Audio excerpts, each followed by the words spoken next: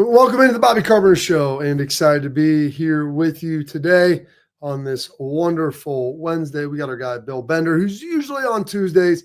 He's going to be with us on today. Excited to have him on, talk a little bit about college football, what's going on, and all the happenings that we get across from the country. And really, I'm excited to kind of hear about his thoughts on some of the things that are going on with NIL and the enforcement arm. And you got to keep in mind, folks, we're 3 years into this NIL experiment now. I believe 3. I think 2021 was kind of the first iteration of that.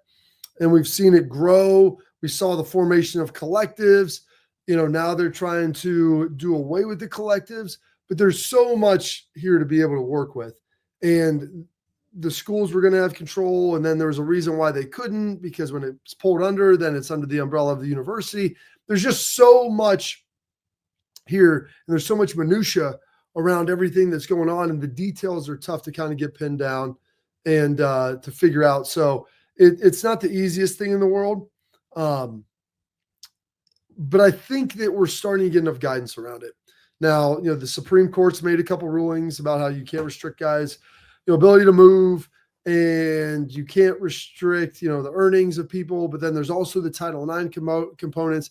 And it feels like college football now, and really college athletics, is finally starting to get a little bit of a hold on this thing. And I'm not really certain how it's going to look. I think there'll be a couple iterations of this as people try to figure out exactly what the rules are, how they can be governed, and what that governance is going to look like. But I think there is going to start to be some more guidance, because right now the problem is there's no enforcement. There's 2 portal windows, as we've talked about.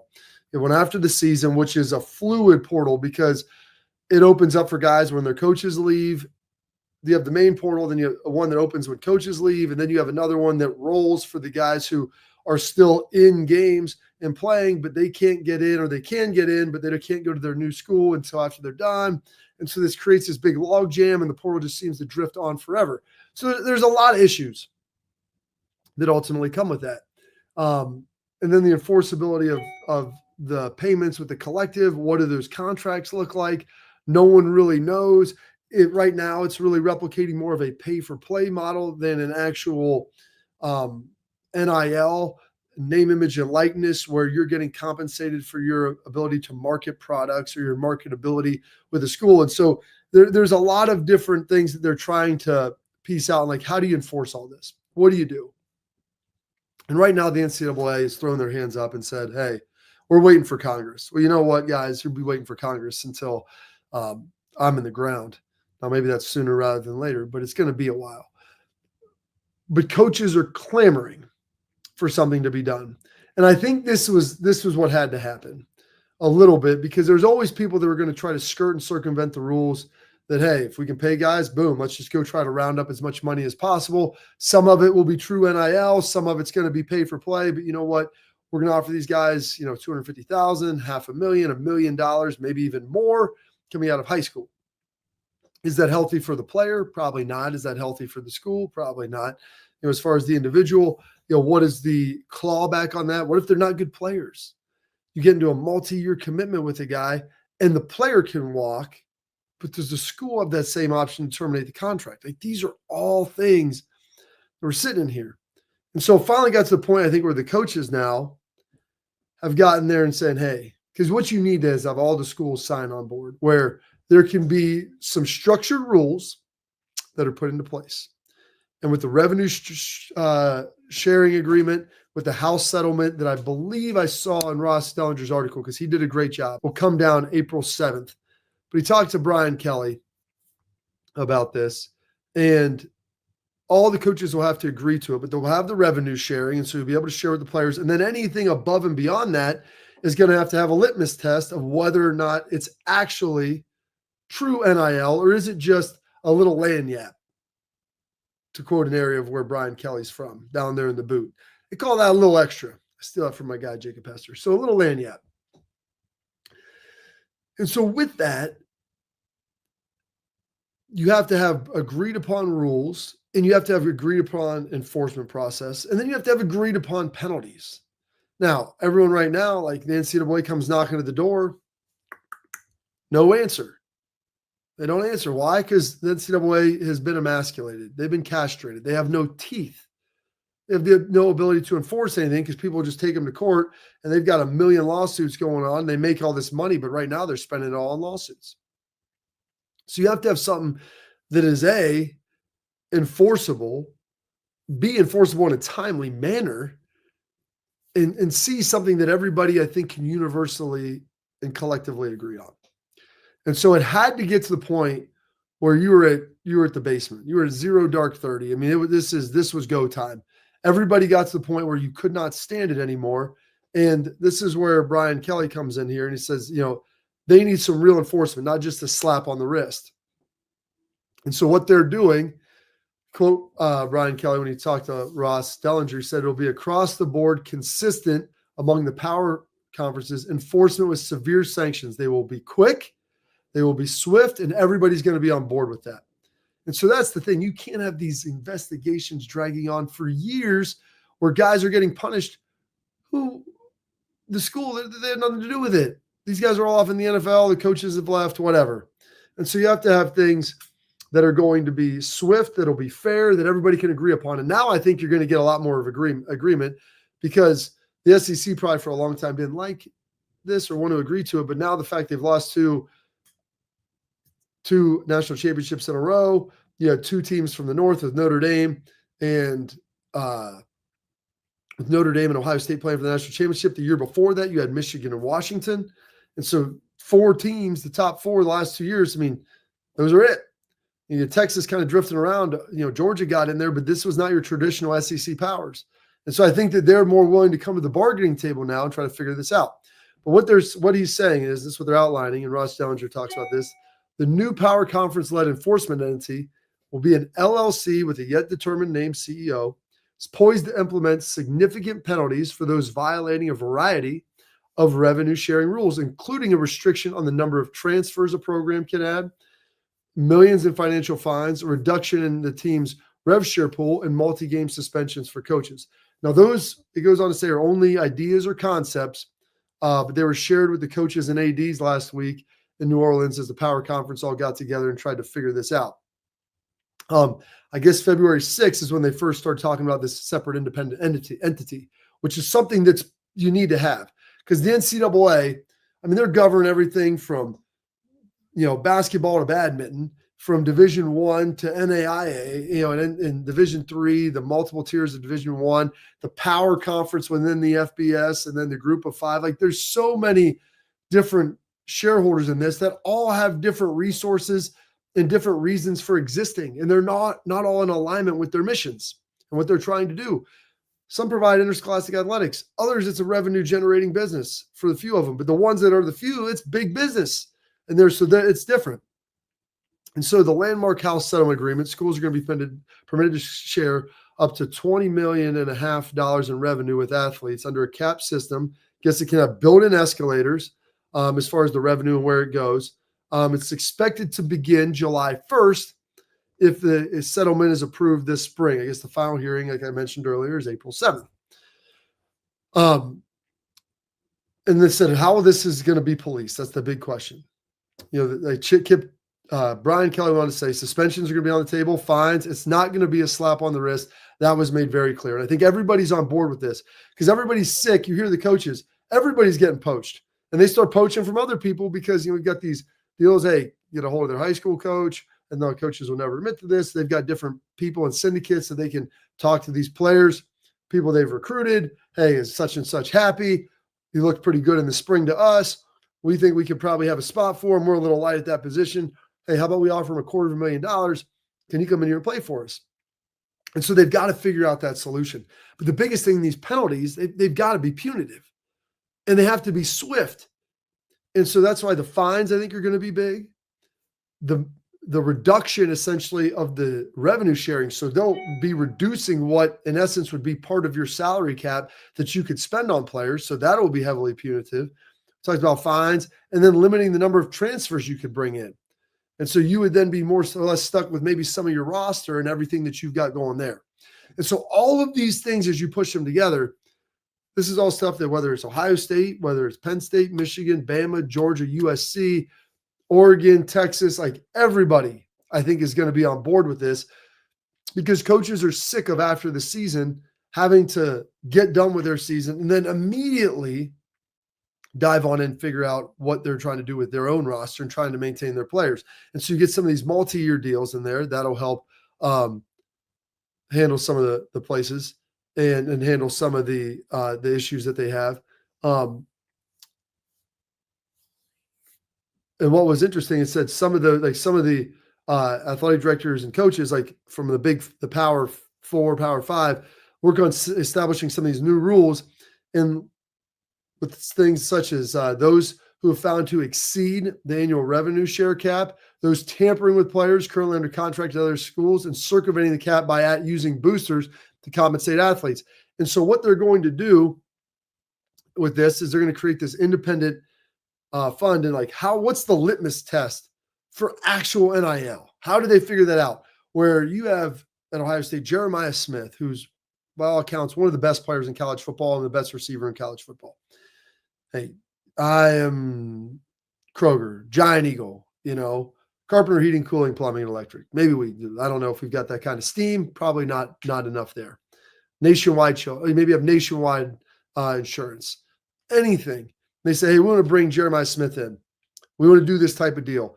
You're going to have to then submit that. It's going to be done by an independent agency outside of the framework of what's going on and with college football and college basketball. It's going to be done. It's going to be done by Deloitte, an accounting and consulting firm, and they'll be the ones that pass the litmus test. And I guess they have these different elements in there to make it expedited and to make it quick. Where some of the rumors like 45 days, because if you have this, you can't have these things drawn out for 6 months. Company wants to do a deal, player wants to do the deal. It's going to be for X amount of dollars for the X level of commitment.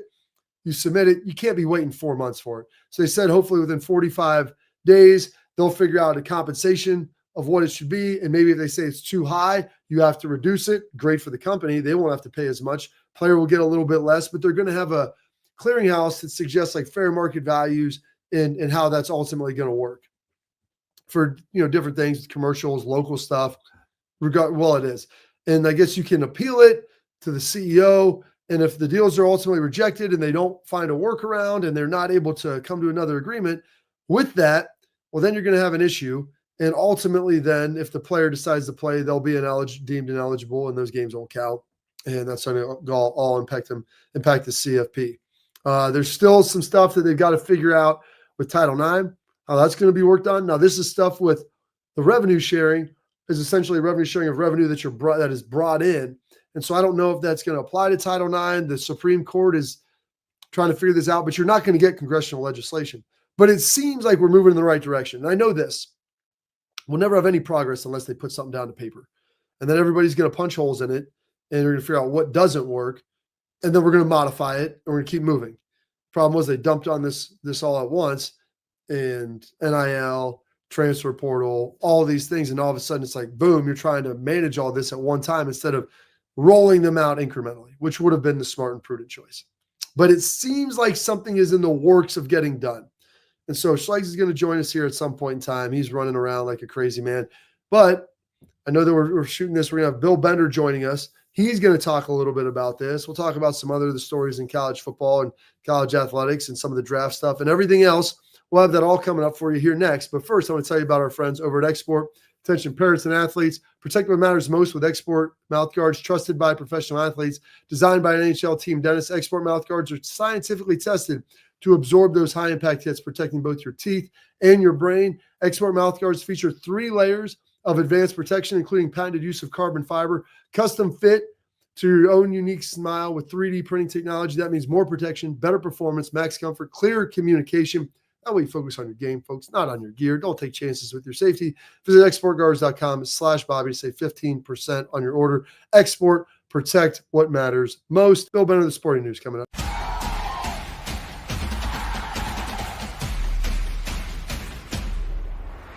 I'm Garage Beer, and this is Bobby Carpenter. Garage Beer. Beer-flavored beer. Beef with an F? Okay, my bad. It's crisp and cool and doesn't taste like ass. I'm Bobby Carpenter. I drink in garages because my wife says I don't belong inside. If you like a cold breeze on your bag, drink garage beer. It's American and so can you. Garage beer, beer flavored beer.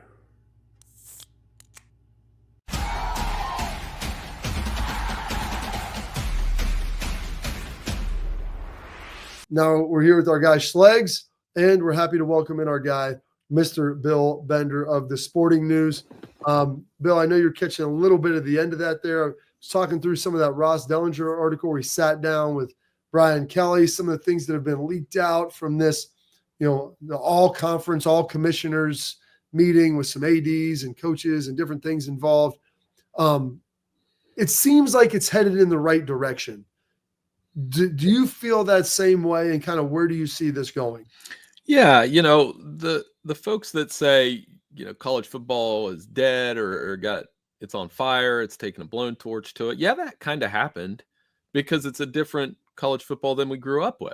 It's not 1994 anymore, which that was a fun era of college football. And as we progress through everything now, there's a lot of player empowerment. I think the transfer portal and NIL are starting to level out, that we're moving towards a better way to do name, image, and likeness, and a better way to do the transfer portal. And yes, the sport has been, there's some level of NFLification is what I call it. It feels a lot like the pro game now, but in some ways a good way. I mean, we've talked a lot in the last week, Bobby, about the spring and whether or not it's going to be more like an OTAs than a true spring practice. And I think that's coming next. And let me ask you this, Bill. So your perfect picture, because I think we're all in agreement. You might disagree, but if in that national championship game, we all thought the eyeballs are going to be roughly, I thought it'd be about around 30 million people. And you know what the NFL got? Like, they got 150 million people. Obviously, the college game is not like that. The NFL is king. Why fight for them? Why scrabble, quabble for the scraps from Longshank's table? Start earlier, go through the playoff, have it your own deal. But what do you think as far as the governing body? Because the NCAA is trash. Well, how does that look to you? What does that look like to a one Richard Bender? You kind of dropped the Braveheart reference there. I'll do the one of the mob movie references, right? You look at college football. How do you get the five families? If that would be the five families, the Big Ten, the ACC, the Big 12, Big 12, ACC, Big 10, SEC, and then the group of five is essentially the fifth one. You've got to get everybody on the same page. We're not playing the same number of conference games. We you have five different commissioners, where I always say the SEC and the Big 10 in particular, they look out for the Big 10 first. That's their job from a TV revenue standpoint. Now, we say, should we have this all-encompassing college football playoff commissioner or college football commissioner? Well, how that person's going to have to get everybody on the same page. Would that work? I think it could, but Roger Goodell doesn't deal with an AFC commissioner and an NFC commissioner. He is in charge. So how would these commissioners handle giving power to somebody that is in charge of everyone? And Schlegs, I have my doubts that that's going to happen.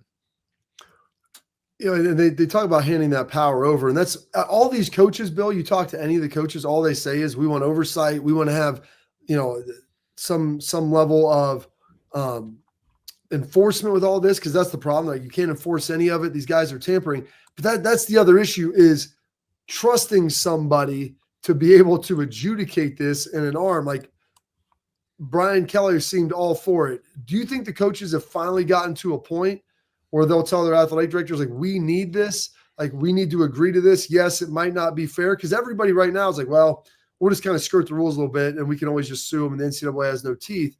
But if they get to all collectively create the rules of what they think that they should be, do you think that they'll be able to do that and then be able to agree on a way to enforce them? Right. And that's what we need. I think the SEC and the Big Ten, for all the talks that they have, they should play by the same rules. You heard for years that the SEC does things this way and the Big Ten doesn't. Now that we have NIL, what's happened, it's almost like a reversal when Ohio State's collectives are buttoned up. Michigan's are good. Penn State's are good. Notre Dame's are very good. I hear some of the things coming out of Notre Dame and what they're able to do in this new world. So it's not surprising that these schools with these deep fan bases and rich donors are able to do this. And the SEC part of that is how are they going to look 10 years ago? Remember that speech from Nick Saban about Texas A&M buying the players and all the ramifications from that? I think some of that was geared at, well, we're in a state where our NIL maybe isn't what somewhere like Ohio State is, or definitely isn't what Texas and Texas A&M is. You always hear oil money. To me, Texas and in this environment, Texas and Texas A&M should never be bad. Yeah, I was going back to the question that I asked you about, like, why would they not all come to the table? How does the TV rights get renegotiated? Because that's really that's where the money is for the NFL. Because I remember, now this was years ago, but every NFL team received, let's just say, $250 million. Right now you got 32. So then is it time to where we tell teams, if we go to this, that it's, hey, shit or get off the pot time? You know what I mean? Because if you don't want to have your collectives button up, if you don't want to have the same facilities that everybody else has, if you don't want to invest in the programs to have a great product, it's time for you to get off the pot, maybe go to 64 and have it that way. And then, boom, you're running those. And then maybe there's another 64. Boom, you're running those. TV deals are less. And the other thing off that, Bill, and I don't even know if I asked you a question on that, but who would be a couple of guys that you think that could get the five families to the table? Yeah, I mean, Nick Saban's always the name that gets popped up, but I don't know if that's what he wants. He would be a guy that probably is good where he's at in the studio, because he's very good in the studio. I think he's been a great addition to game day. I think it's not an accident to me that two of my favorite analysts on TV are two of the most hyper successful coaches, with Urban and Saban. Both of them are so good, so dynamic in that environment. I mean, there's no question. But those are the guys that know the all-encompassing part of this. And when Urban and Nick Saban talk about some of the problems that college football faces, I tend to listen a little more, because they have a grasp of all these things from the coach's standpoint.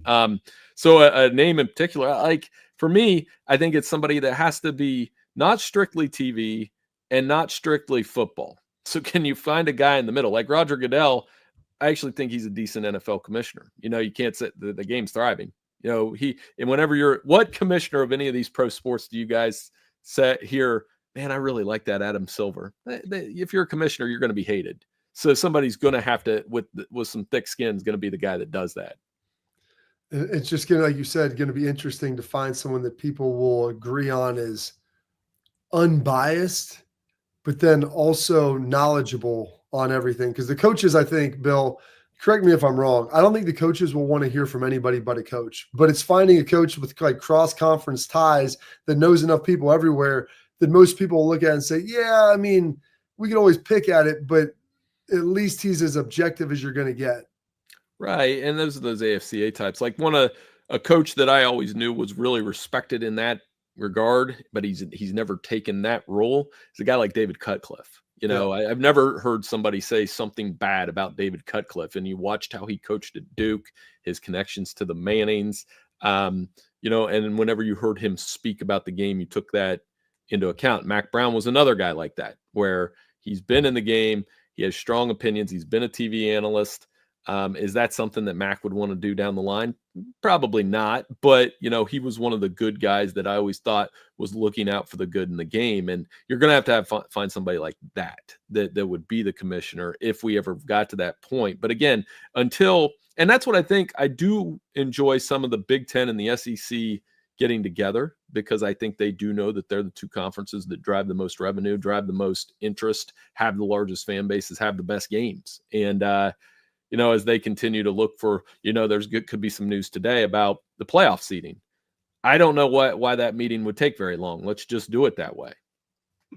And what's going to come out of that meeting, Bill? What are they going to do? I don't think we're going to have much for 2026, but in terms of they may take a vote and try to get the playoff seeding right for next season. That would be the most immediate change. And then I think would that be the first two, like the first top two teams? Are they going to go to 14? Are they going to stay with 12? Are they going to do the top four, get the first round bye? What do you Well, think? I think we're going to do the rankings straight off the playoff rankings. So 1 through 12, if Ohio State, Oregon, and Penn State are 1, 2, and 4 in the final college football playoff rankings, then they're getting the buys. And I think that would make a ton of sense. I don't think we'll expand teams until at least 2026. And in my opinion, Schlags, is I don't know if they're going to do it, but to me, it's like, if we're going to expand, just skip 14, go to 16.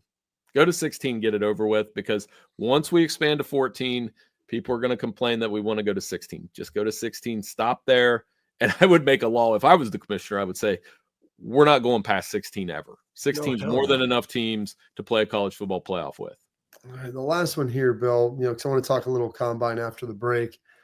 We address this like independent arm and this independent agency, and maybe some of that is the people that'll be on the CFP committee. There's a lot of former coaches on there. Maybe they'll have an active role on it. Maybe it'll be more of a collective group as opposed to a CEO, with maybe a CEO as the head, and some of the committee making some of these decisions that is comprised a lot of former coaches and maybe some former players as well, and some media folks.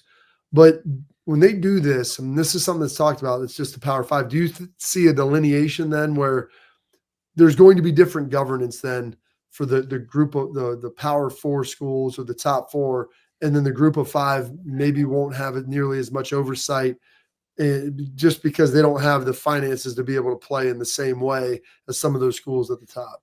And that could happen. Now, I know the group of five still wants a say. And one of the things I said about the last playoff, as you guys know, I'm an Ohio alum. Most group of five, the playoff did change my mind about one thing. I was one of those guys that was, hey, let's do a group of five national championship and have OU play App State and Texas State and whoever. But after seeing, like, going into the fourth quarter, Boise State was only down 10 and kicking a field goal to go down 7. I'm like, I would probably enjoy that more if a MAC school ever got to the college football playoff, even if it was, and especially if they go to 16, you're probably going to be playing somebody really tough. But I would take Ohio University down 10 points to Tennessee or Georgia or whoever going into the fourth quarter as a fan, probably more than I would watch them play App State in a Division II FBS semifinal. And that's something that it definitely changed my mind. But that being said, Bobby, yeah, they'll probably have less power in this new structure. Yeah, it seems like that. We'll see how all that breaks out. I'm sure it's going to be somewhere to be monitoring. Like I said, that House settlement, the final meeting on that will be April 7th, with it being, I believe, implemented July 1st. So we'll see how that goes. We're going to take a quick break. I want to talk to Bill about the NFL Combine here coming up next.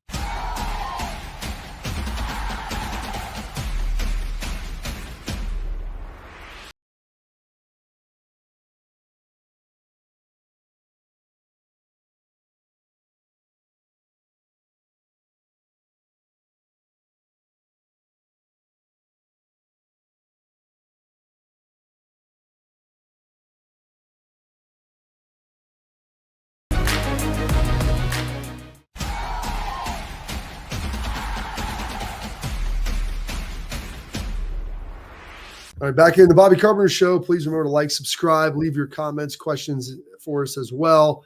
In that section, we love to kind of answer those in our Tailgate Talk section, brought to you by Real Truck. NFL Combine going to be this starting here quickly, and it goes on for 5, 6, 7 days with the position groups rolling as they come through. Is this something that you've attended in the past, planning to attend, and kind of what's your favorite part? So I typically do it off the couch, and this week, as I told you on Morning Juice, I'm going down to Hilton Head on Thursday. So I got out of NFL Combine duty, at least the immediate, to go golfing with a bunch of high school friends that I played football with in high school, and we'll have a fun time, and we'll figure out that we're all in our 40s and not in our 20s the hard way. So I'm looking forward to that. The first day is always really good. The second day is a little tough, much like the NFL Combine, I suppose. But I'll definitely be keeping an eye on it. There's some themes that right now, Bobby, it seems like the top prospects, Abdul Carter, Shador Sanders, Cam Moore, they're not even working out. So it'll be an interview process with them. But you always look for some guys that jump out over the next couple of days. I know Ohio State has 15 guys that were invited, and some sleepers that will pop up. Yeah, I was really surprised that Josh Fryer wasn't invited to this, playing right tackle as well as he did all year. Give us some names of what's out there, some Buckeyes that are kind of on the rise, Bill? Well, I mean, if you look at our guy, Vinny Iyer's latest mock draft, I believe he has 4 Ohio State guys in the first round. He has Jack Sawyer. He had Josh Simmons, who's coming off an injury. And then he gets into day 2, and it feels a little bit like Michigan last year. I don't know that Ohio State will have a ton of first-round picks. Emeka was another one that he had in the first round as well. Probably tightly. Yeah, so they're going to have a lot of day 2 and day 3 guys. And, they're probably going to make a run at that record. But I think some guys that could pop, I mean, obviously Jack and JT being the edge rushers and why that position is such in demand. So if you go out and ball out, you could push into the high first round, mid to high first round. I know you guys talk to Lathan Ransom a lot. I think he's a very interesting prospect because of his versatility in the secondary. And out of those guys in the Ohio State secondary, he could jump up the board. But when you watch these quarterbacks, I know last year there were 6 taken in the first round, varying degrees of success in their rookie year. Some with some big success with what they've been able to do in some of their first and second season and just how they're able to jump off the page. I don't love Cam Ward as a prospect. I think Shedeur has a better upside, but just hasn't played as much football. Do you think this could be a year where maybe there's 2, possibly a 3rd or 4th guy sneak in the first round? But I'm worried that I don't know if there's a true franchise quarterback really in this draft. This is part of the problem with the position right now. You said it. I mean, Cam Ward isn't a slam dunk at number 1 by any chance as a franchise guy. I like Shedeur Sanders the best. I've kind of been consistent with that over the last couple of years because he has a high touchdown to interception ratio, doesn't make a ton of mistakes, stands in the pocket, took a ton of sacks. He's tough, throws the ball down the field well. There's some things that he'll, obviously when you go to a bad team, you're going to have to work some things out. But I like a lot about Shedeur Sanders. After that, when you go there's 15 quarterbacks at the combine. Here's an interesting note. 12 of those 15 guys transferred at least once. Ooh. So I don't know. I was kind of feeling that out in our meeting today. I was like, I wonder if NFL GMs care about that. I don't think they do, but I mean, that's if you were in an interview process, I'm sure if you're a guy that's transferred once or twice, they're going to at least ask you about that. Well, what's interesting about it, Bill, is I think in some elements it makes the evaluation easier because you're seeing guys in different systems do different things. There's probably elements where it makes it harder because you have to try to assimilate a lot of information from a lot of different areas. But the argument always was like, is this guy a system quarterback? Well, if he was better here and good here and he even got better, like there's all kinds of different spots that you could then pull from. And I think that's broadened the evaluation. But then also you get some of these guys, Bill, that are coming in, they're 5th and 6th year guys that have started, 55 games in college, which is also unprecedented. Yeah. And there'll be a little bit of a 6 degrees of separation with Ohio State in this draft with the quarterbacks, because does Will Howard climb in to day 2 or even somehow late first round with a strong performance? We like size, mobility, high character guy. Quinn Ewers, former Ohio State quarterback, where does he go? I see in a lot of mock drafts say the Pittsburgh Steelers. We know he has a really big arm, but consistency was a thing. And then, of course, Kyle McCord. There's another guy that played at Ohio State, and he could be. So if you imagine Ohio State, I think that's a positive that it on draft day, you're going to have 3 guys that have played in your program that will probably get drafted. Kyle McCord led the nation in passing last year. Yeah. And he has some attributes that could play well. Are any of those guys a franchise quarterback? I don't know. But I could see any and all at least being a guy that plays in the preseason, starting as a backup. And, a couple of years ago, there were 66 guys that started a game in the NFL. So you've got to be ready. How much do you think the impact of Ohio State playing so deep, winning a national championship is going to affect those 15 guys? Because probably I would suspect none of them are going to do the on-field workout. They might do drills, but they might not run, right, or lift or whatever, because you have to prepare for some of those things. You know what I'm saying? So how do you think that impact of the Ohio States, the Notre Dames, those guys going in will impact them? Or is it really, hey, you know what, we don't care. It's more the interview process and they're going to have a pro day anyways. So, is it more of just now this is a show as opposed to it's the end all be all that it used to be?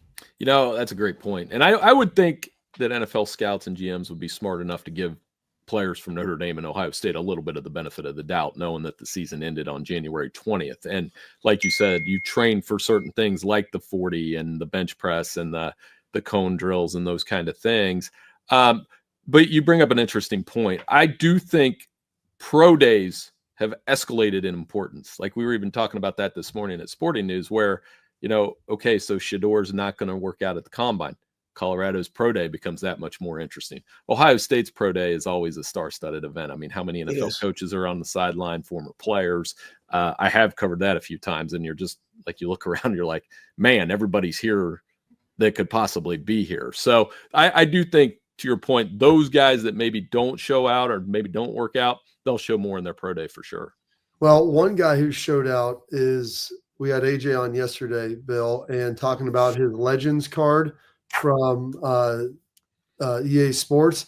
We actually stumbled upon this. If you want to throw this up here, Pat, the Bill Bender Legends card with his rankings and power rankings for where he's at. I mean, do you think those numbers are accurate for you? When I was a junior at Ohio University, I'll send this to you guys on the side. I entered the NFL draft as kind of like a joke, like sports writer enters draft, and I was in the same classes like Michael Vick and Reggie Wayne. I was pretty fast in high school. I'll give myself speed, decent, hands, not so good, strength, okay. But if there's an intangibles, I was always a pretty good locker room guy. I was nice to the underclassmen. And so that's what I would say. So I'll take great teammate. Where's the great teammate stat over there? Right. Yeah. The rest of these cards, I mean, AJ's card probably looked a hell of a lot better than mine. I think everything other than speed should probably be in the 60s. Well, we appreciate. What's your 225 on the bench press, Bill? Right now, what's your 225 on the bench press? Probably not. Everybody wants to. Yeah, no. But I think I would do okay for a 45-year-old man sports writer in the 40. I would. There you go. Okay. I like that. I like it. Well, Bill, you're still in great shape. You look lean, so that's number one. So you can get out of the stance. So you got a fighter's chance. We'll have to get that done for you sometime as well. We appreciate you moving around for us a little bit today. Thank you for being here again, and you have a great weekend. We'll catch up again soon. Yeah, I'll hit them well at Hilton Head. I'll talk to you guys next week. Thanks so much. Enjoy it. Bill Bender of the Sporting News, as Schleich calls him, Richard Bender as well. All right, coming up next, we got our headlines. Some Buckeye wide receivers making some news coming up next.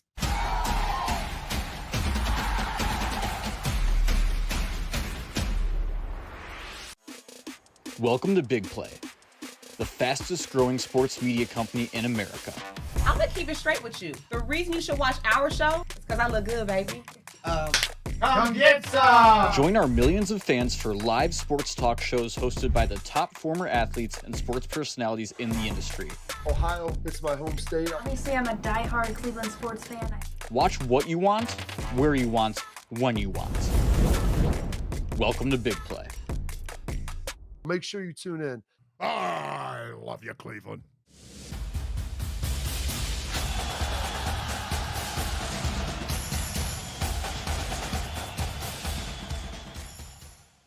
All right, welcome back in to the Bobby Carpenter Show, and we've got our headlines here. And Schleich, they call Ohio State wide receiver U. Ohio State likes to claim it's wide receiver U, the real wide receiver U. And the question is, it was by College Football Blitz. They had an actual vote, Schleich. They did a poll.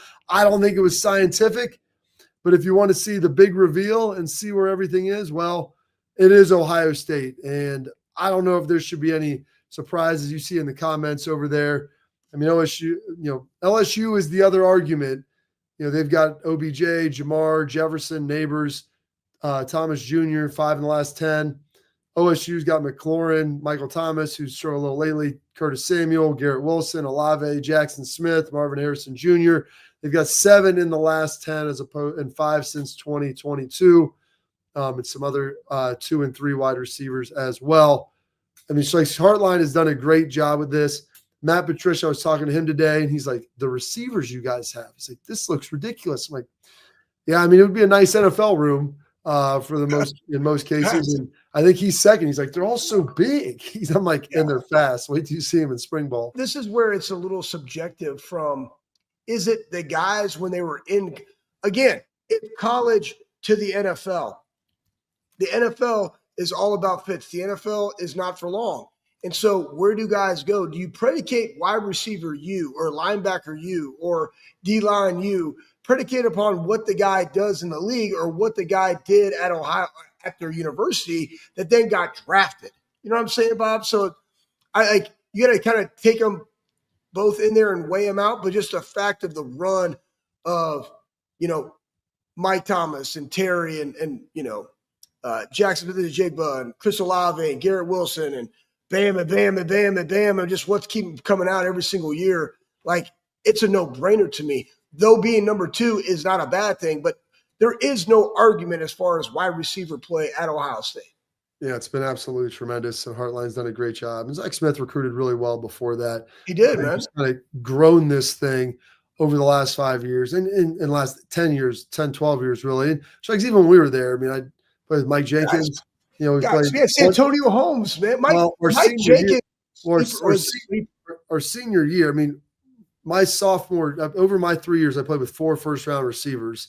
Mike Jenkins, and then our senior year, you had Santonio, you had Ted Ginn, and you had Anthony Gonzalez, not to mention Brian Hartline and Brian Rubisky were both on those teams. Who Rubisky went in the second round. Hart went a little later, but Hart had a really good 8-year career, where 2 years he averaged 75 catches and over 1,000 yards. So like we've always been cranking out big time wideouts, and it's always been great to see that. So pretty excited for all that. I know they put up these lists. It's list season, Schlegs. We talk about that. We talk a little bit about the combine and all the good stuff. Now we're going to get a chance to do our favorite thing where we talk a little tailgate talk, where we get to answer some of your questions, talk about some of your comments that were made right here on the Bobby Carpenter Show. We got Tailgate Talk brought to you by Real Truck coming up next.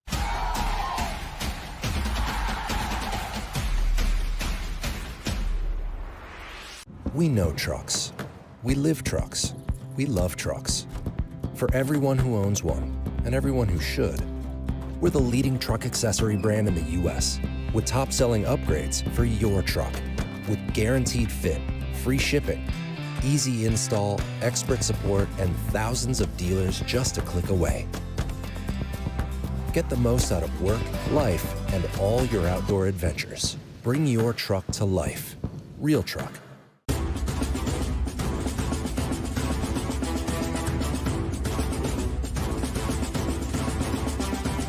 All right, so I got a comment to you coming from yesterday's show with Lathan from C. Porter. He said, I think I watched every game this postseason 100 times over already. Ransomware, which I love the nickname, was next level. Can't wait to watch him on Sundays. He was sticking and putting a hurting all over ball carrying foes. My favorite was watching him stick up for his guys and chirping back at the Oregon sidelines when we came up with another huge stop, getting the ball back for our offense in Pasadena. Ransomware in downs was a special unit together. No doubt. I mean, one of the best. And then you throw Jordan in there and how they utilized him. I mean, his versatility. But guys, we had a great one in ourselves, right? We had Nasty Nate Sally. We had Dante Whitner-Hittner. You had B. Mitch back there. Kind of like a lot of guys that could do a lot of different things that gives you versatility in the defense that you call, along with you, Bob, and what we did up front. But Lathan, 1, great Buckeye. 2, I think he's going to have a great NFL career because he's one of those guys that will be there for a long time because he has a high GSF. And you guys heard what he's going to say to the coaches. Like, he's all about the team. And in this day and age, they want guys like that. And it will never depart from Lathan Ransom. He loves playing the game of football. He loves the team. And he's going to do everything he can to win. Those are the type of guys that you want on your roster. Yeah, I mean, Lathan Ransom is a coach's dream. Yep. He's incredibly smart. He's physical. He's a great tackler. He's tough. He's a good teammate. He's smart, understanding everything. He's a good communicator. And so he's by far one of the most mature guys. Now, he's played 5 years in college football, and so that helps. And he'll sit there and tell you, I know a guy like Denzel Burke would tell you, he's much more mature today than he ever was, 3-4 years ago. And that's part of the process. And that's why, it's not the worst thing in the world to stay in college a little longer. I know everybody's like, get to the NFL. Now that you're getting paid, dude, you can stay and have success and mature and get to a better spot, where you're at as a human being, and just even outside of your playing maturity, your maturity as a human being. So that's a big piece of it ultimately as well. And excited to see that. I mean, at Lathan, we love talking with him, and he wants to get in the media when he's done. And so I told him, dude, as we continue to do this, we pull you in and just get your opinion on a lot of different things. He's such a smart guy, and he's one of our favorites as well. All right, that's it for our Tailgate Talk, brought to you by Real Truck. And listen, if you're trying to outfit your truck, Jeep, or Bronco, go to our friends at realtruck.com. They've got all the accessories you need for the interior, the exterior, whatever it is. They've got it all. They do such a great job with everything there. You type in right there at the search bar the type of vehicle you have, the make, the model, what you're looking for, and boom, they get you stuff that fits exactly to your specs. Spend $100, they ship it right to you. And it's starting to get warm outside, so if you want to bring your truck, Jeep, Bronco to life on the inside, on the outside, whatever it is, make sure you head to realtruck.com. Spend $100, you get free shipping. That's what they're all about. Parting shots with Schlegs up next.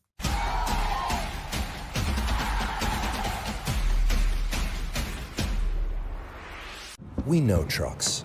We live trucks. We love trucks. For everyone who owns one and everyone who should, we're the leading truck accessory brand in the U.S. with top-selling upgrades for your truck with guaranteed fit, free shipping, easy install, expert support, and thousands of dealers just a click away.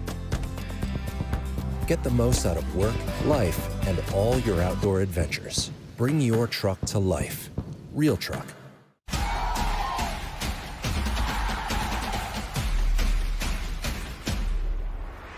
Hey, parting thoughts. Hey, there's always a way. Just so you guys know, there's always a way. I just got done training the Columbus Fury. I was a little bit late. And within the workout, and this is what we tell people all the time, like, you got to be able to handle a lot of different situations. I wish everybody had an opportunity to experience a collegiate and professional weight room when some people are doing really good. Some people play a lot. Some people don't play as much. Some people have other issues that they got because you've already played 12, 13 games, right, in volleyball. And now they're going on the road, et cetera, et cetera. But there's always a way. But you got to have a plan, right? If you fail to plan, you plan to fail.